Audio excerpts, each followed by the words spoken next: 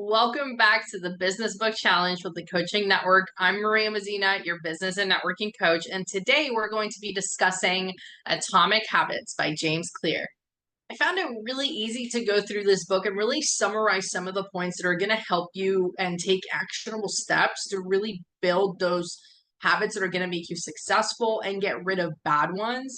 He shares a lot of things that you can do in order to help you do this. And the good thing is that he shares different techniques because not everything's going to work for everybody.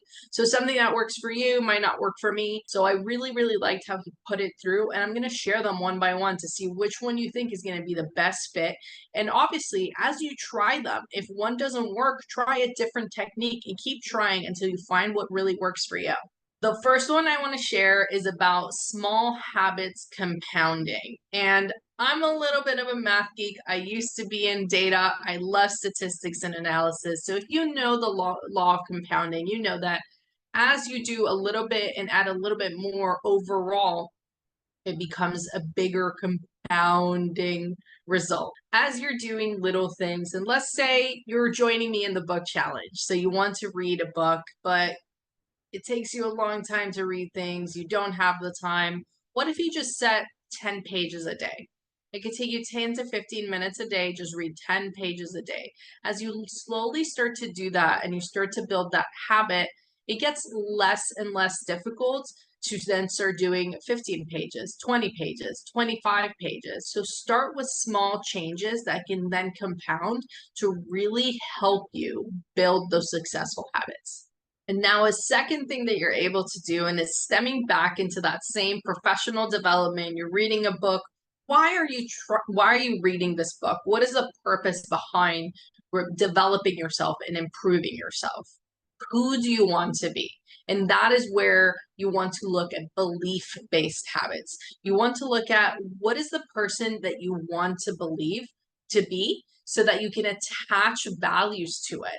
And it's easier to do things and form habits if it's because you want to become a specific person, because then you start attaching activities, you start attaching useful habits, getting rid of habits that are not good for you based on who the person that you want to be. A few things that you want to do as you're identifying those habits that you want to start up and you want to start helping you is your environment and cues that can help you achieve those habits. So if you have a habit of hitting the snooze button on your alarm, one cue slash environment shift that you can do is you can have your phone further away from you, so you actually have to physically get out of bed to turn off the alarm. If you have a habit of just constantly replying to emails and reacting to emails and stopping doing other things because you're replying to emails and focusing on your inbox, one great way to get rid of that habit and get better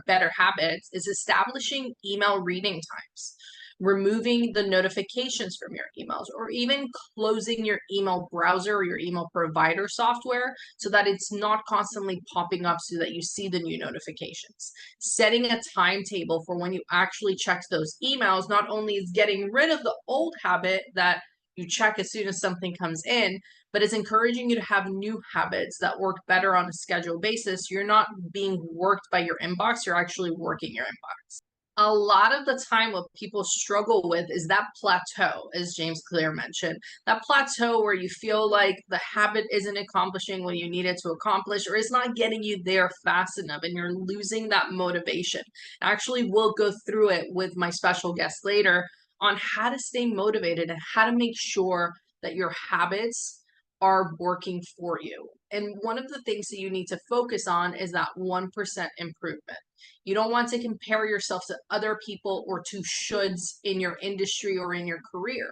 What you want to compare yourself is to the you from yesterday, to the you that wasn't doing this habit before and is doing this habit now. And focus on that 1% improvement. So let's say I know I need to speak with 100 people a week to reach my sales goal. So I want to establish a habit of calling or contacting 100 people a week. If I'm doing 10 people a day, 1 week, that's 50 people, right? I'm not working weekends. The next week, I want to do that 1% increase. So you want to do 11 people a day. and go on from week to week, increasing that by 1%. And you're doing better each week based on what you did before. So if you're calling 0 people now, start with 1 today.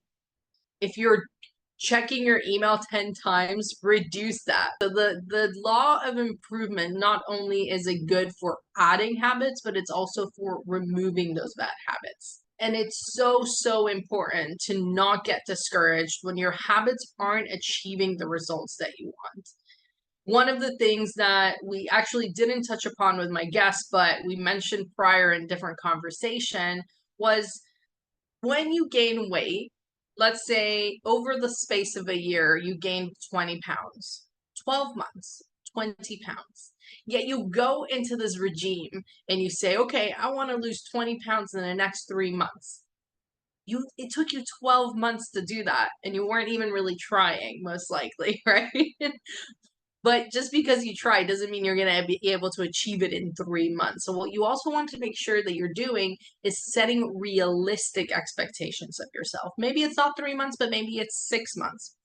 And what you can do in order to set these realistic expectations is share with other people, whether you have a coach or a trainer, whoever is out there to help you, other small business owners, friends, family, share what you're trying to accomplish and learn from other people's experiences so that you can get those key performance indicators, those KPIs for whatever habits you're trying to build, and make sure that they're attainable, achievable, and realistic.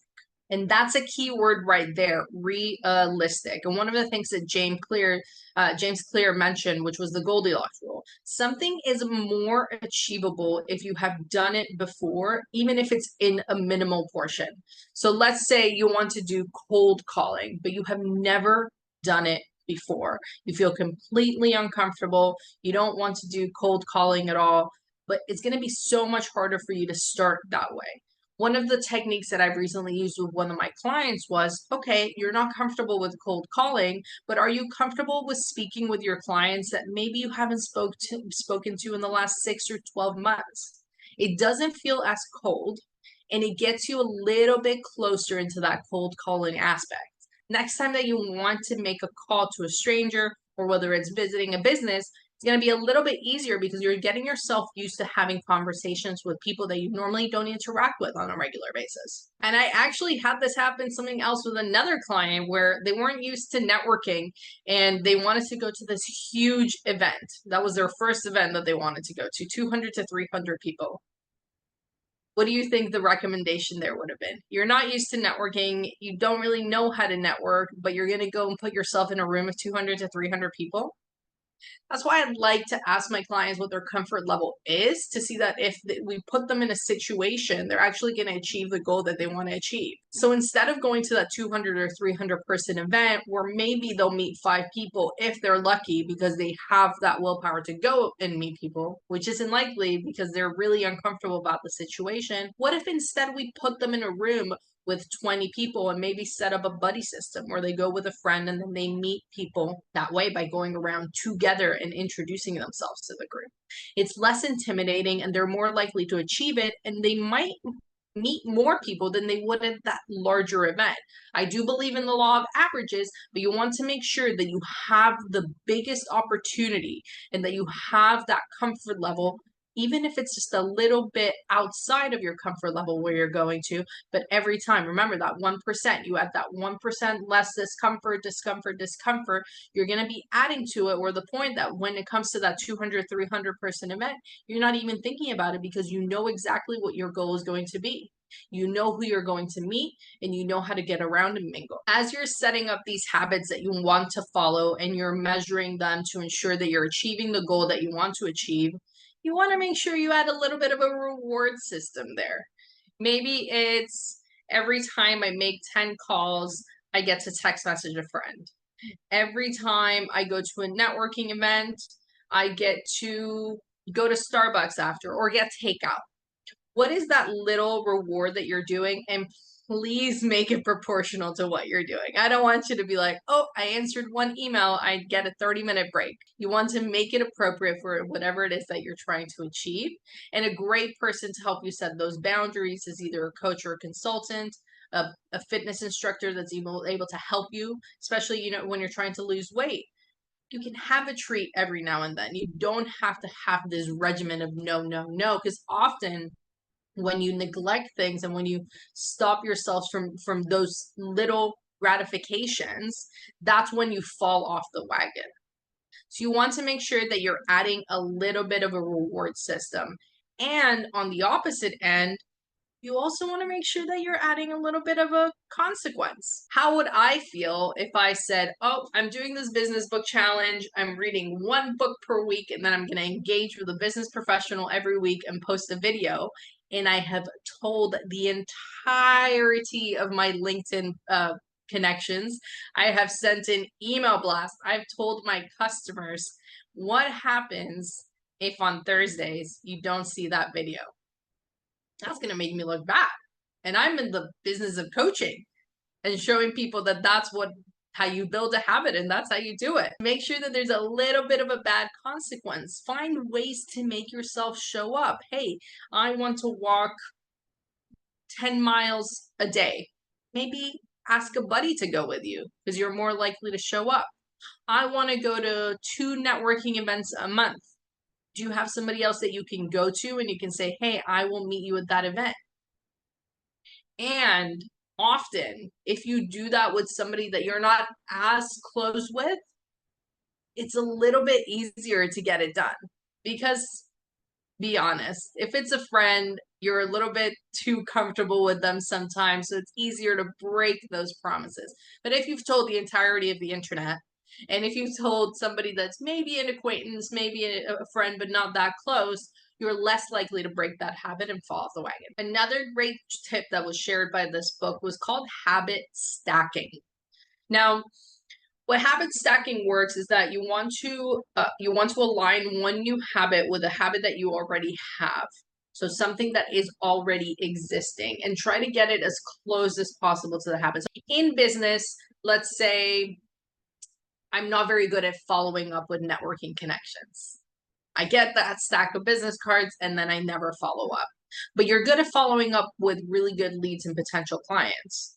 So what if instead of following up separately for the people that you meet at networking and leads and potential clients, you merge them together. And every time you follow up with a potential lead or an existing client, you then follow up with 1 or 2 networking people.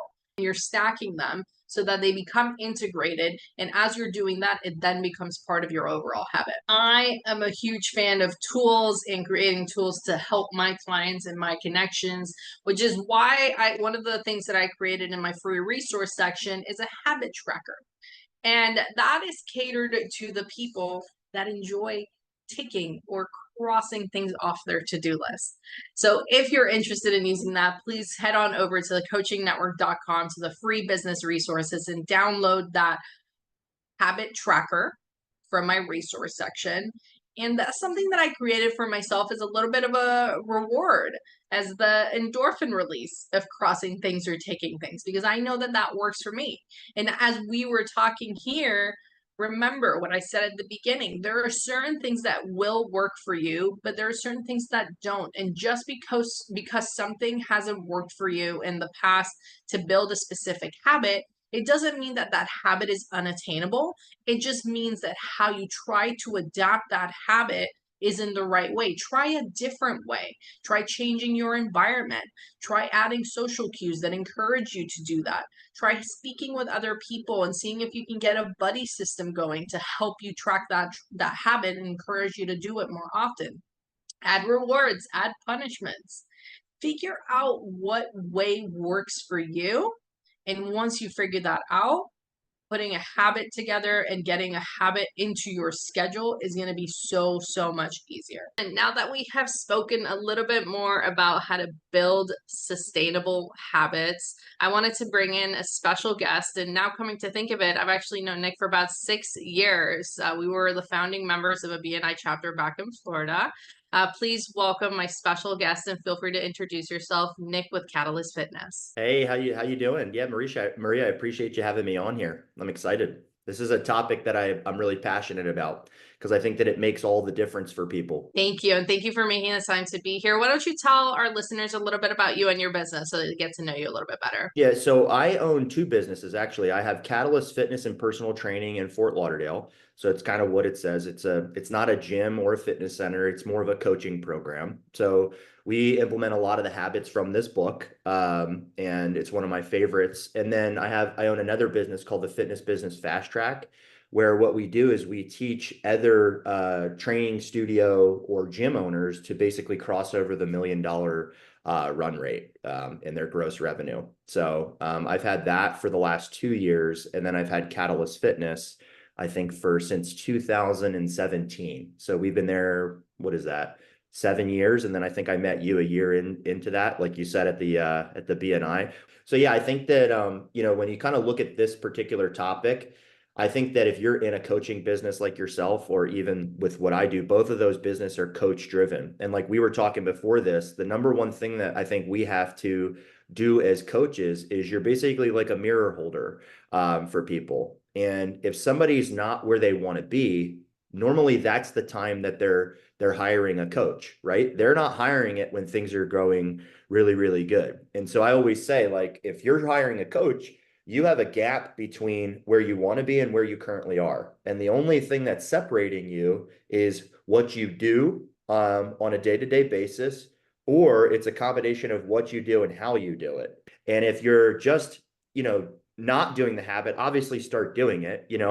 But if you're just going through the motions or you're not doing it with some enthusiasm or you're not effective, right? I think that that's a big gap for a lot of people as well. I actually like that mirror analogy that you just did because when it comes to physical fitness and being feeling well, it's a little bit easier to see the improvement as you're working out. You see the changes in your body. But when you own a business and you're doing things, often it's hard to see while you're right deep down in it. Often it's hard to see those skills being put into practice and then the results that come from it. So That's a that great point.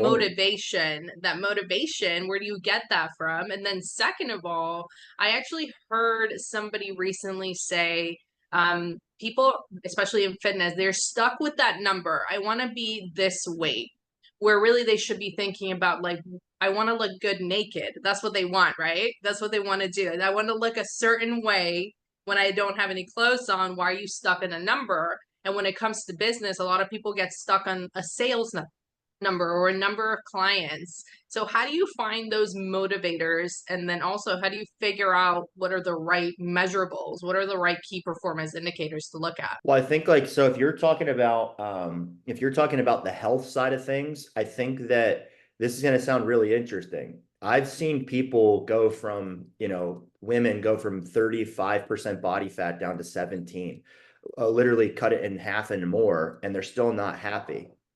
And so I think that a lot of times we think that achieving X, Y, and Z will make us happy. But the challenge is if you're not a happy person and you're not trying to work on that habit or developing that skill, it's not going to happen. So I think what we really have to look at when we're working with people in that regard is, like, really, why do you want to do this? And so I'm a big proponent of, like, what is it? And I mean, and it comes down to a lot of crazy stuff sometimes. Like, hey, me and my husband haven't had sex in 10 years, and I don't like the way that he doesn't look at me anymore.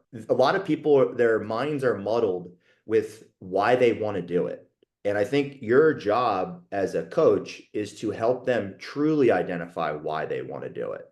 And that is a unique skill, and you got to pry and make people uncomfortable a little bit to really get to that. Like this past Saturday, I had a woman that the minute I started asking why she wanted to do it, she was giving me all these superficial answers, and the minute I got to peeling the onion back, she completely wanted to end the conversation, and she asked me to speed it up. And I said, well, I don't do that. I said, if I don't know why we're doing this, how am I going to be able to help you? And I said, if we have to rush through this process now, what's it going to be like when I'm actually trying to help you or hold you accountable? And I said, so if you want to leave, you're more than welcome to leave. And she left. And so when you're talking about from a business perspective, it's really like, to me, I view everything like the stock market. you're not going to achieve a 12% return every year. You know what I mean? Sometimes you're going to lose. Sometimes it's going to be 20%. You get what I'm saying? But the average is really what we're looking for. As a human, you're going to have tough days, right? And in business, you're definitely going to have tough seasons. Like I don't care what anybody says, but I think that from my experience working with people in my coaching business, not the gym, but the actual business coaching side of things, I think that there's two things. People are unclear. They're clear on what they want for sure, but they're unclear of the path that actually gets them there. And I think that a lot of people don't have that level of self-awareness when it comes to that type of stuff. And so I think that people are too emotional in business, and they're also too emotional when it comes to losing weight. And they think that because the scale goes up one day, right? That it's the end of the world. No, it's actually normal. It's a physiological response. And that's a huge thing for me is, when I'm working with people, I want them to understand the nuance. Because if they understand the nuance, I think that they're better able to make appropriate decisions, not emotional ones. Everything's And I just a think a few things came up there as you were talking. One of them is you can't change other people. So if you're in this to appease somebody else or to do it for somebody else, you're not going to get the results that you want because the motivation isn't there. You don't know what their motivators are. So what are you doing? Why are you doing why you're doing yeah, this? an extrinsic form of motivation. Yeah, Correct. And very then, temporary. the other part is what are you measuring and why are you measuring it? Like, what is the measure of success and where did you get that from? Because a lot of entrepreneurs, and I get this a lot when I'm doing coaching, they come in and they're like, okay, I became a business owner because I want more flexibility. I want to spend time with my family. Then I'm like, okay, why are you working from 9 till 9 every day then? We want things to be a certain way. And the most important thing that we can have is flexibility within the system. So Tony Robbins talks about this. He who has the most flexibility owns the game board. What's nice about working for yourself is, you can make the call on when you need to take space or time, but then you also have to make up that time because the monster doesn't stop.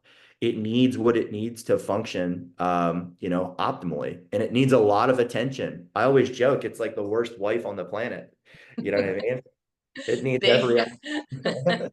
Oh my gosh, I love that. I have so many dating analogies from business. I had somebody, we were talking about sales and I was asking, how many times do you follow up before, they start replying? And then the person was like, until they break up with me. So I feel like I love the that. dating Yeah. dating analogies with business are so appropriate. And I hate to cut it short, but we only have limited time. And I know we brought up a lot of important points, including having attainable goals and having realistic goals. What assumptions are you making?